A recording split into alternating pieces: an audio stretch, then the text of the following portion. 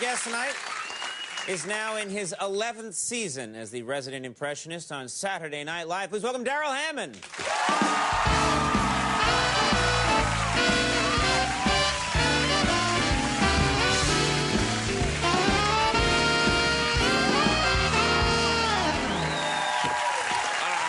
for being here. My pleasure. Always happy to be here. You know, it's funny. I was thinking about this today. You have so many impressions that you do, and one of the ones I love you do is you do, I think, a great Donald Trump. Right. I do a Trump, but it just consists of me pushing my hair into my face and making a lemon sucking face. Okay, all right. That's about it. It's really not very good. Yours is excellent, and I'm curious because I noticed you haven't done anything yet. Donald, right. had a baby recently, and you haven't done anything on the show about it yet. Right. Well, you know, maybe we will at some point, but, Right. you know, I mean, you've met Trump. This guy's the most, you know, he's so interesting. And Yeah. I swear, his speaking style lends itself perfectly to coaching his wife, like in the delivery room. You're like, push, push, push, push. Your cervix is huge.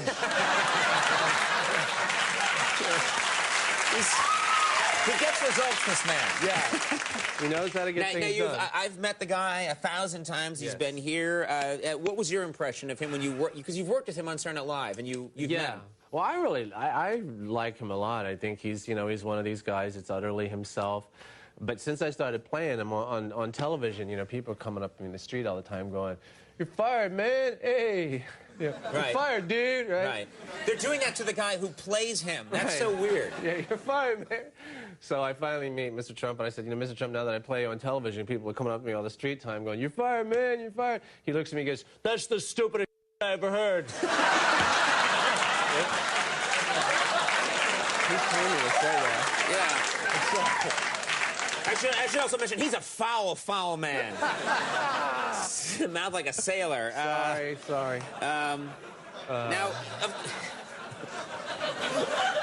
like how he says it like that, too. And of course, working on Saturday Night Live, you're probably all the time meeting, the show has a lot of very young fans, you know, 15, 16, 17-year-olds, and they come up to you, and they're, you know, do you find that an interesting experience when really young fans come up to you? It's a very interesting experience because I don't want to feel like I'm too out of touch with the new generation, but there's interesting stuff they do. Like, have you noticed lately how the young girls all have tattoos now? Yeah, it's like everybody. Right. Everybody, yeah. Well, my niece got a tattoo, and I was thinking, you know, what is that about? And she said, well, it makes me feel cool, and when I get old like you, you know, I'll be able to look back and remember my wild times. And I thought to myself, you know, that's just not right. That's just not right. I've had a lot of wild times, Conan. I just don't have tattoos. I've got scars. Yeah, I do. I have a scar on my knee right here that reminds me of my wild times. It also reminds me, don't drink tequila and run in flip-flops. That's better than any tattoo, if you ask me. Yes. It's a good day today. Now, of course, part of your job as an impressionist is you study celebrities. The rest of us can just enjoy laughing at them. Yeah. Your job is to study them and pick up nuances. And is there anyone you've been working on lately, studying, preparing to do? Well, I'm currently fascinated by Dr. Phil.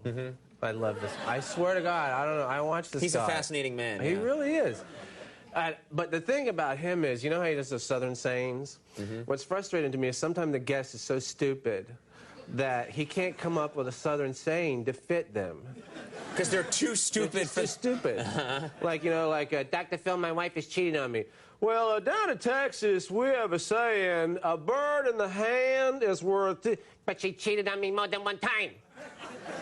Well, down in Texas, we have a saying, a stitch in time saves 9. She cheated on me 15 times. Well, down in Texas, we have a saying, you can fool some of the people some of the time, but your wife's a whore.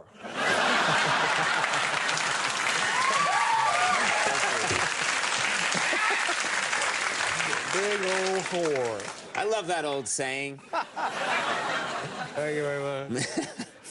Now, you've met You met so many people through. Yeah. That's one of the great things about jobs like ours. We get to meet everybody. Right. Your job, because you impersonate so many people in politics, right. and you've been to Washington to do shows where you impersonate people. You've actually met some U.S. presidents in your time. I've met this current President Bush. I met Clinton, and I recently met President Bush Sr. You met President Bush Sr. Yeah. This was how long ago? This is maybe 3 weeks ago. Wow. What was that like? That must have been cool. Well, he's a very cool guy, you know, and I wanted to say something smart to him, but that's not what happened. You know how, like, you know, the thought is rolling out your tongue, and your brain is looking at it going, I didn't authorize that. Nothing to do with that. I am taking no responsibility for this. I'm looking right at this you know, this august, this esteemed president, and I say to him, I hear my voice say, sir, I Googled you. What? I told him I Googled him. Uh-huh. I didn't know what to say. I was scared. I said, I Googled you, sir, and you were a very successful president. And then I heard my voice say, you went 4 years without Dan Quayle shooting anyone. What? You didn't really say that, did you? I absolutely said it to him. And then at some point, my voice, I started going, huh? What? Huh? I don't know why I added that, but I thought it might improve things, but it didn't. It didn't improve things. Huh? What? Huh? Did the Secret Service, at what point do they grab you and just put you in a bag and take you away? I keep waiting for that, but he was an awfully nice guy. Even despite all that. Thank God, you repaid his kindness. He was very with a crazily weird remark. Yes. All right, yeah, so go ahead. Well, I'm just curious because you have to admit that this is such an interesting time in politics. I mean, and so that for someone like you, I would think this is such a fertile time. Yeah. You know, you not only get to talk to President Bush, the first President Bush, the second President Bush, but there's just so much weird stuff happening right now. Yeah, I mean, the thing about, can I talk about President Bush Sr. just for a second? Yeah. Well, first of all, he only ran for one term, and he was pretty popular, and he could run for president again if he wanted to, and everyone knows Bill Clinton is his good buddy. Okay, so Clinton could be his run for vice president with him. I hadn't thought of that. So the first President Bush with Bill Clinton as his vice president. Right, and I'm thinking I would love to be a fly on the wall for that exchange. You know, Clinton be like, let me get this straight.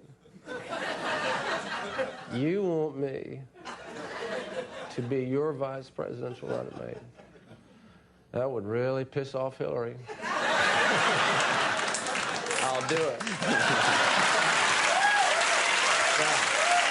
Okay, but what if... Here we go. Everyone's saying Hillary's going to run. What if Hillary runs and Bill Clinton, former president, becomes the first... What would he be called? Not the first lady, obviously, but the first man. If she becomes president, he will be the first. Bill Clinton will be the first gentleman. The first gentleman. The first gentleman wandering around the White House.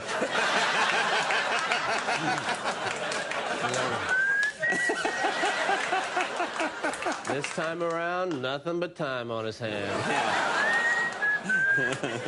Right, then he'll have a press conference. I take this job so seriously. As first gentleman, I will do what all the other first ladies did. Hang out with the first ladies from other countries. It's a dream job when you think about it. It's a great job, and I think he'd be very good at it. Now, who are your friends? Do you have celebrity pals that you hang out with? I've called you many times, and you never call back. But, I mean, just... They always say you're not there, and it sounds suspiciously like you. Yeah. Darrell is not here. What's your name? Darrell? I mean, not Darrell. Do you have, but who do you really enjoy to hang out with? My favorite, I mean, I never really get to go out with them, but my favorite person to spend time with is Regis. Regis Philbin. Yes. Yeah, why not? Yeah. He's the greatest. He's so utterly himself. He has so much energy. You know, I went to the show one time, and I came in a little early. He was looking at the newspaper, and he looks up and he goes, "They're using steroids in baseball." I'm like, yeah? Okay, and he goes, "You can't impress me by hitting 70 home runs anymore. You want to impress me, do it the way Babe Ruth did it, with a 12 Boilermaker hangover and a scorching case of the clap."